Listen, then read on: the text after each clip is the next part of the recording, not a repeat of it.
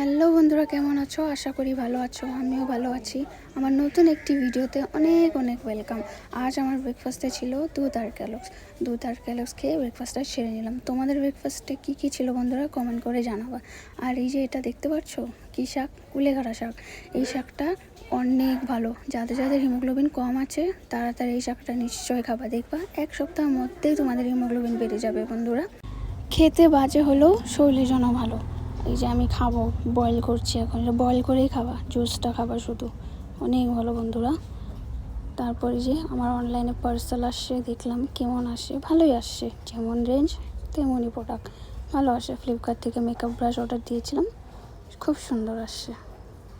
তারপর আমাদের আজকে দুপুরে রান্না লাউ ঘন্ট, লাউয়ের চোচা ভাজা আর পটল আলু রসা। তোমাদের আজকে রান্নাবাড়া কী হচ্ছে বন্ধুরা? কমেন্ট করে জানাবা।